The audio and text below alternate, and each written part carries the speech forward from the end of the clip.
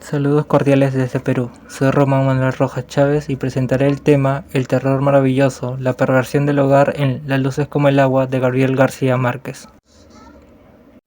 En la literatura de terror y en específico en la literatura gótica, los espacios han sido fundamentales para crear el ambiente propicio para la aparición del agente sobrenatural.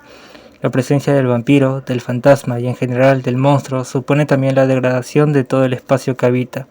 El campo de acción de esta entidad requiere de un control casi total, razón por la cual este tipo de literatura ha preferido ambientes cerrados como los castillos, laberintos antiguos de grandes paredes que, aún teniendo una puerta de escape, esta siempre se encuentra cerrada para el protagonista víctima de lo monstruoso. Así, estos espacios ya no son simples escenarios donde lo sobrenatural ocurre, sino que serán parte de la acción como un agente más para la significación de lo terrorífico. De ello que Rosa María Díez Cobo afirme, abro cita, el espacio se relaciona con el terror no como mera plataforma donde exhibir tópicos o personajes, sino que participa como agente activo en la construcción de escenarios y en el desenvolvimiento de las tramas. En el artículo citado, la autora refiere la evolución de estos ambientes en la tradición gótica.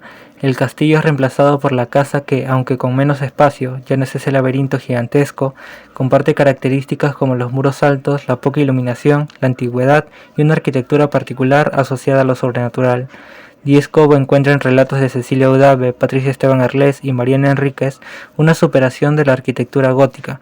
Estas escritoras utilizan casas que, aun teniendo particularidades extrañas, no se someten a la arquitectura casi cliché de la casa embrujada. Por el contrario, los relatos se ambientan en zonas urbanas, donde el encierro, antes físico, por los grandes muros y la lejanía de la casa gótica, es ahora psicológico, por una relación específica entre sus protagonistas y el hogar. Claro está que la tradición fantástica ha tenido grandes cambios desde la superación de lo gótico, pero cabe mencionar que la literatura de terror y sus tópicos, como la casa embrujada, no pertenecen solo a lo fantástico. La brujería, lo demoníaco y lo fantasmagórico se encuentran en todo tipo de relatos que, por el tipo de relación que se establece entre lo sobrenatural y los personajes, pueden pertenecer también a lo maravilloso. Para este caso recordemos lo que dice Todorov sobre este tipo de relatos. Abro cita. En el caso de lo maravilloso, los elementos sobrenaturales no provocan ninguna reacción particular ni en los personajes ni en el lector implícito. Lo que caracteriza a lo maravilloso no es una actitud hacia los acontecimientos relatados, sino la naturaleza misma de dichos acontecimientos. Cierro cita. La posible sorpresa ante lo sobrenatural no significa una transgresión total de lo racional como sí sucede en lo fantástico, pues el mundo que refiere el relato no tiene límites, haciendo que todo sea posible. A esto podemos agregar una definición pragmática de la casa embrujada por Rosa María Díez Cobo. Abro cita. Una casa embrujada no es otra cosa que un edificio u hogar donde suceden o parecen suceder hechos de naturaleza sobrenatural en un rango que puede ir desde lo meramente inquietante a lo francamente espeluznante. Cierro cita. Los límites de las posibilidades materiales de la realidad, leyes que se rompen para el efecto de lo fantástico o el miedo cognitivo definido por David Roas como elemento constitutivo del género, no son lo único a transgredir para generar el ambiente de terror. Todorov menciona que la literatura de terror se enmarca dentro del extraño, usando de ejemplo las obras de Ambrose Bierce.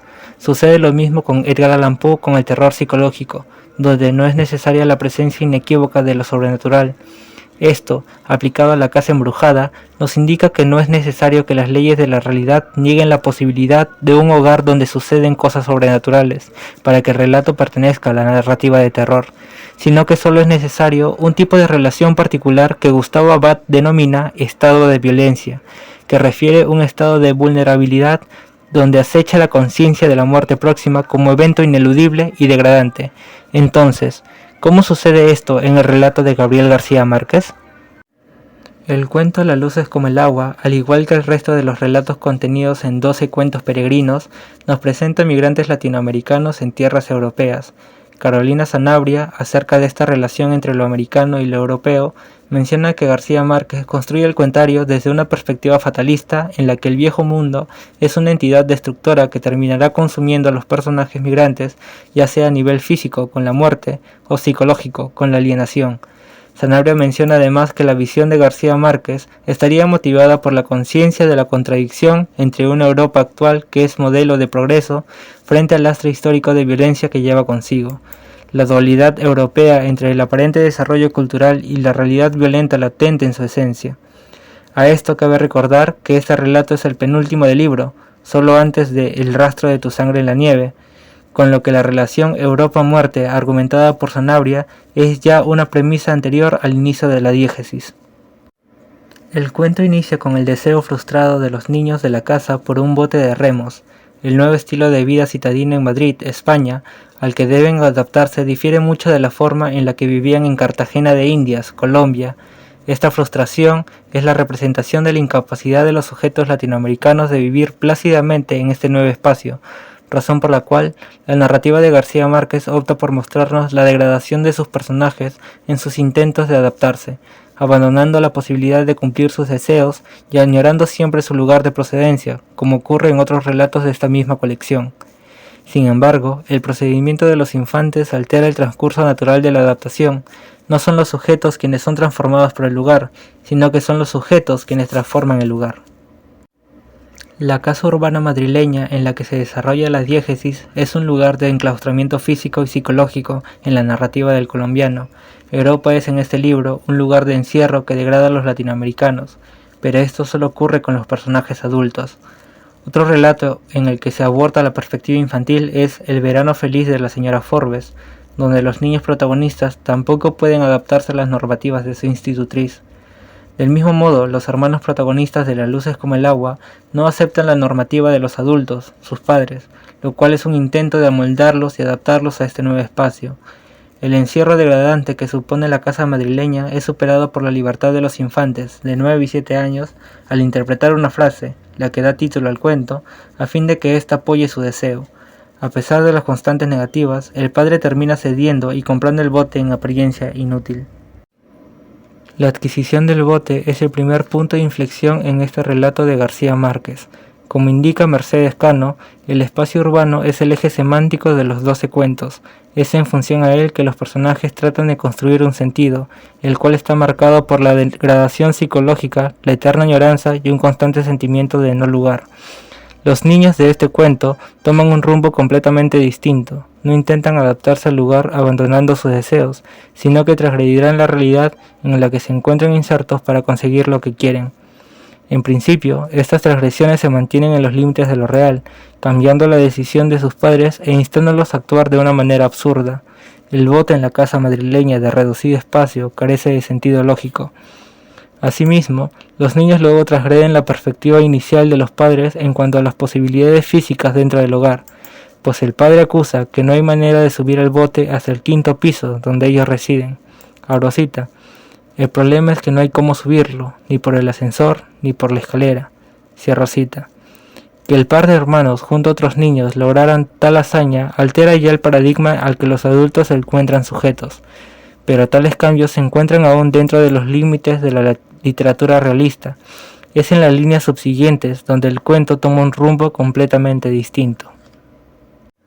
En el hogar suceden eventos sobrenaturales que no suponen una amenaza directa a sus residentes. Asimismo, esos eventos solo son percibidos por los infantes, quienes se ven beneficiados lúdicamente por los mismos. García Márquez va a exponer todas las particularidades del hecho sobrenatural en un solo párrafo.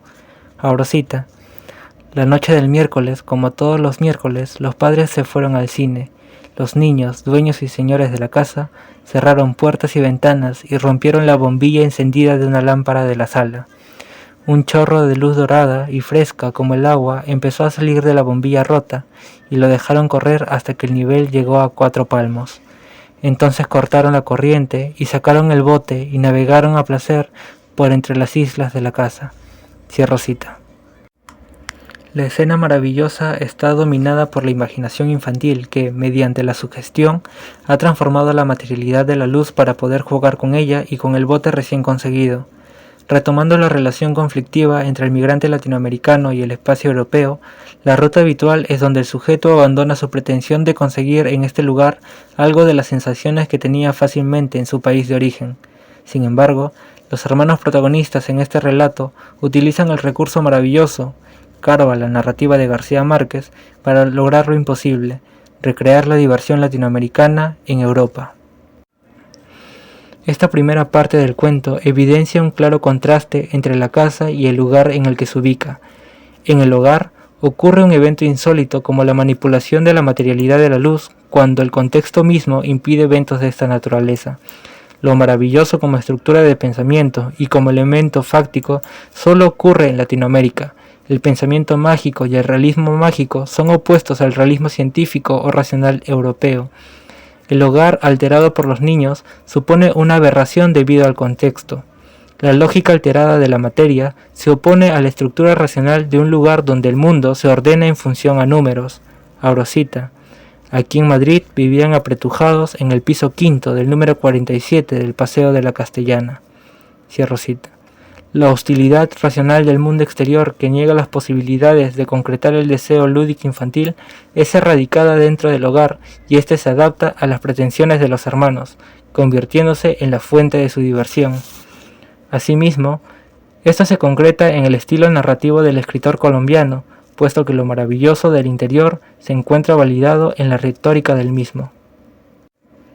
Eugenia Hovenagel encuentra que la retórica de la verosimilitud utilizada por García Márquez en este relato ya se encuentra en novelas anteriores del mismo escritor. Reconoce tres recursos para la instalación de lo maravilloso como realidad verosímil: el comentario, la repetición y la mención de banalidades de la vida diaria. El párrafo citado en el que el escritor colombiano expone el evento maravilloso le sigue el comentario del narrador en el cual explica de dónde surge la sugestión por la cual los niños logran alterar la materialidad de la luz, pues cuando uno de ellos preguntó por el funcionamiento del sistema eléctrico, éste respondió, abro cita, «La luz es como el agua», le contesté, «uno abre el grifo y sale», cierro cita. De esta forma, el relato nos presenta primero el hecho insólito como una realidad ineludible, a la que de inmediato dota de un origen de naturaleza anecdótica. La relación de causa y efecto, aunque de manera invertida, se muestra de manera inmediata. La repetición tiene la funcionalidad de dotar de características estables de una rutina a la que el evento imposible se acople sin alterarlo.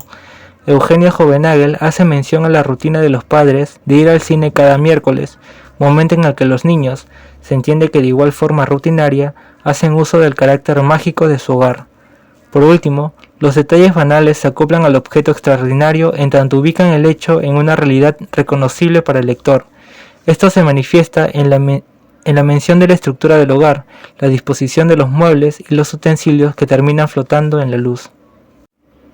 El carácter de la casa embrujada, entendiendo esta como un espacio donde suceden eventos irreales, no adquiere el carácter negativo de su relación con la narrativa de terror hasta la parte final del relato.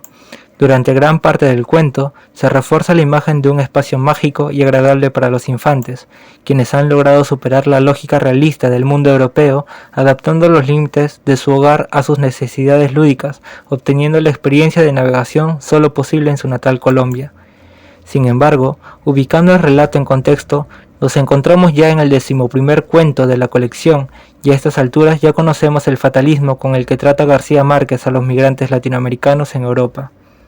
Jesús Benítez resume el carácter de su narrativa de la siguiente manera, abro cita, «En los cuentos predominan las historias de seres solitarios, casi kafkianos, incomunicados por la casualidad, por la burocracia o por un destino fatal que les hace poner su atención en un objetivo que, al final, acaba siendo erróneo». Cierro cita. La consecuencia llega luego con la perversión del objeto lúdico y, por lo tanto, del hogar. La relación Europa-muerte, referida por la recepción crítica a este libro, nos indica que todo lo que es constitutivamente parte de este espacio es un objeto letal. Toda entidad física propiamente europea configura una amenaza a la vida del migrante latinoamericano. La casa, esquematizada en la racionalidad occidental, es causa de degradación de los sujetos adultos del relato. Estos abandonan toda posibilidad de conseguir la felicidad a la que están acostumbrados una vez encerrados en los límites de este continente ajeno a ellos. Pero la imaginación de los niños ha alterado no solo la materialidad de la luz y las posibilidades físicas del hogar, sino también su constitución amenazante. Desde la perspectiva infantil, la casa ha abandonado su relación con la muerte y es ahora un objeto lúdico, razón por la cual el relato nos muestra que pedirán más objetos de navegación para reforzar el juego y asimismo invitan a más niños a ser parte de ello. Sin embargo, la hostilidad del lugar hace del hogar una entidad por naturaleza degradante para el sujeto latinoamericano, y ello tiene como consecuencia que el objeto de felicidad se pervierta para ser la razón de la muerte tanto de los hermanos protagonistas como de los 37 niños a los que habían invitado. Claro está que en ninguna parte del relato se menciona algún tipo de extrañamiento o sentimiento de terror por parte de los personajes que son testigos del evento insólito con la luz o de los cadáveres infantes. No se muestra lo que Lovecraft refiere como terror cósmico, donde el personaje se halla a sí mismo acechado por la presencia amenazante de lo desconocido y la pulsación ineludible de la muerte. La clasificación del terror en la literatura, sin embargo, debe entenderse no solo desde los eventos explícitos en el relato, sino también en las consecuencias de la diégesis y en las reacciones tácitas de los personajes. Estos dos elementos deben ser interpretados, claro está, en función a lo que nos proporciona el material literario. En primer lugar, la historia de las luces como el agua deja en evidencia que las posibilidades de lo maravilloso no se circunscriben a un espacio geográfico determinado como es Latinoamérica, sino que también puede aparecer en un lugar cuya apariencia racionalista la asume como un imposible, que es el caso de Europa. La reunión de lo maravilloso y el carácter hostil de este lugar genera que incluso el hogar sea un espacio donde no sea posible la seguridad absoluta. Jean Delomeau, en El miedo en Occidente, nos indica que la creación de espacios cerrados controlables es un aspecto fundamental para el sentimiento de seguridad. Se pretende históricamente que lo desconocido y el horror desmesurado se encuentre siempre en el exterior, ya sea de las murallas del reino o de las paredes del hogar. Este es el principal motivo por el que los relatos de casas embrujadas sean tan difundidos en la tradición anglosajona. El tema suponía la perversión de la seguridad y la pérdida de todo control frente a la amenaza de lo monstruoso. En el cuento de García Márquez, esto es llevado al extremo, pues la misma imaginación lúdica de los infantes es lo que transforma el hogar en lo que entendemos por una casa embrujada. El escritor colombiano deja de lado el sentido demoníaco o fantasmagórico para exponer una causa insospechada para la creación de este espacio amenazante. La consecuencia terrorífica de la diégesis se encuentra en que ningún padre puede suponer que sus hijos están seguros dentro de los límites del hogar. La perversión de la casa no es un capricho de interpretación, puesto que la rutina que el narrador expone de dejar solos a sus hijos cada miércoles, incluso en la noche de celebración como la del final del cuento, nos muestra que estos personajes viven en función a este paradigma de realidad. El sentido de seguridad se encuentra en la misma diégesis y esta es la que se transgrede al final del relato. En segundo lugar, las reacciones tácitas de los personajes también deben ser tomadas en cuenta, pero en razón de los paradigmas que son reconocibles en el texto.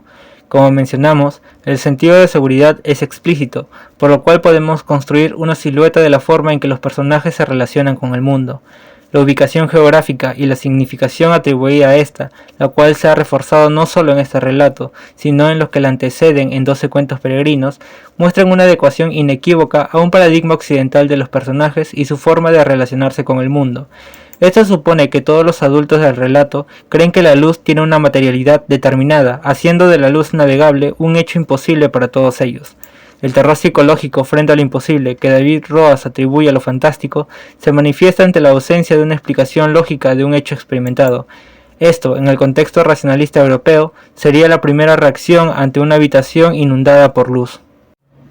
Lo referimos como un hecho tácito, puesto que la narración ulterior, en voz de un sujeto latinoamericano, cabe aclarar, ya ha brindado explicación al evento, pero esta información solo la tienen los niños, el narrador y el narratario, razón por la cual experimentamos esto como un hecho maravilloso antes que fantástico.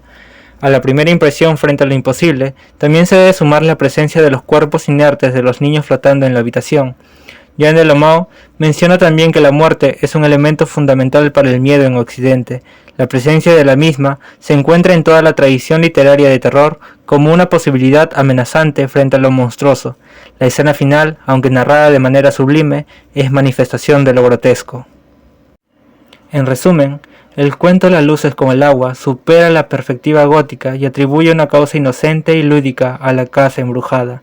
Gabriel García Márquez, mediante los recursos de la literatura maravillosa, narra tácitamente un cuento de terror que tiene como víctimas a 39 niños dentro de un hogar en el 5º piso del número 47 del Paseo de la Castellana. Muchas gracias por su atención.